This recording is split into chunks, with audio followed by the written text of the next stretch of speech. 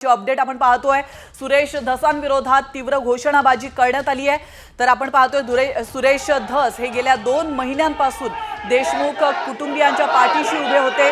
त्यांनी धनंजय मुंडे यांच्यावरती काही आरोप केले होते। धनंजय मुंडे यांनी राजीनामा द्यावा अशी मागणी सुरेश धसांनी लावून धरली होती आणि त्या पार्श्वभूमीवर परळीमध्ये त्यांना काळे झेंडे दाखवण्यात आले। सुरेश धसां विरोधात तीव्र घोषणाबाजी करण्यात येते।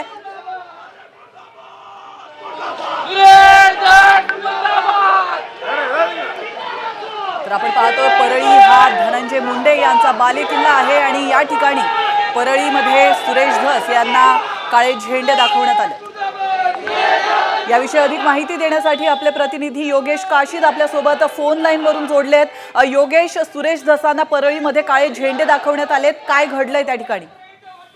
आपण बघू शकतो की भाजप आमदार सुरेश धस हे सकाळपासून परळी आणि केजच्या दौऱ्यावरती असून सुरुवातीला त्यांनी मसाजोगमध्ये संतोष देशमुख यांच्या कुटुंबियांची भेट घेतल्यानंतर ते परळीमधील महादेव मुंडे यांच्या कुटुंबियांची भेट घेतल्यानंतर परळी शहरातील राजस्थानी अर्बन बँकेसमोर काही ठेवीदार आंदोलन करत होते आणि त्या आंदोलनाला भेट देण्यासाठी सुरेश धस ज्या वेळेस त्या भागामध्ये आले त्यावेळेस काही कार्यकर्त्यांनी जमून तिथे सुरेश धसांच्या खात्यासमोर काळे झेंडे दाखवून मुर्दाबाद मुर्दाबाद सुरेश धस मुर्दाबाद अशा स्वरूपाच्या घोषणा देखील देण्यात आल्या। त्याचबरोबर परळी शहराला बदनामी करू नका किंवा परळी शहराचं नाव बदनाम करू नका अशा देखील घोषणाबाजी या ठिकाणी करण्यात आली आणि एकंदरीत पोलिसांचा मोठा फौजफाटा असल्यामुळे आणि पोलिसांच्या सतर्कतेमुळे कुठल्याही पद्धतीचा अनर्थ या ठिकाणी घडला नाही।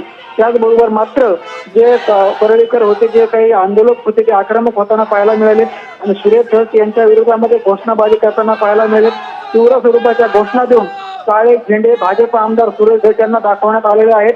मात्र पोलिसांचा कडेकोट बंदोबस्त असल्यामुळे कुठल्याही पद्धतीचा नक्कीच धन्यवाद योगेश, तुम्ही दिलेल्या महत्त्वपूर्ण माहितीबद्दल। आपण ही परळीतली दृश्य पाहतोय। सुरेश धसांना परळीमध्ये काळे झेंडे दाखवण्यात आले। परळीचं नाव बदनाम करू नका असं म्हणत परळीमध्ये त्यांना काळे झेंडे दाखवण्यात आले। परळी शहर सुख्या गुईंदानं नांदत असताना कुठलंही प्रकरण काही नसताना आमच्या साहेबांचा संबंध नसताना मान्य आमच्या वाल्मिकांचा कुठलाही संबंध नसताना यांनी आमचं प्रकरण उकरून काढून आमच्या नेत्यांवर आरोप केले। त्याच्याबद्दल परळी शहरामध्ये आल्याबद्दल त्यांचा धिक्कार आमचा एवढा।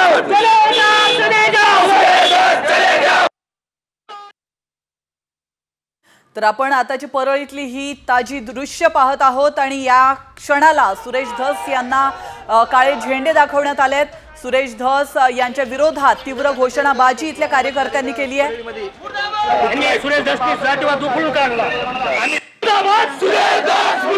नेमका निषेध काय व्यक्त करता, काय मागणी? निषेध परळीची बदनामी केल्याबद्दल परळी शहर आणि जातीवाद परळीमध्ये नसताना त्यांनी सुरेश धसनी जातीवाद उखळून काढला। आम्ही सगळे गुन्ह्या गोविंदाने राहतो पण इकडे वंजारा मराठाचा वाद कधीच झालेला नाही, कधीच झालेला नाही। आणि उलट त्यांनी परळीमध्ये वंजारा मराठा वाद निर्माण केला।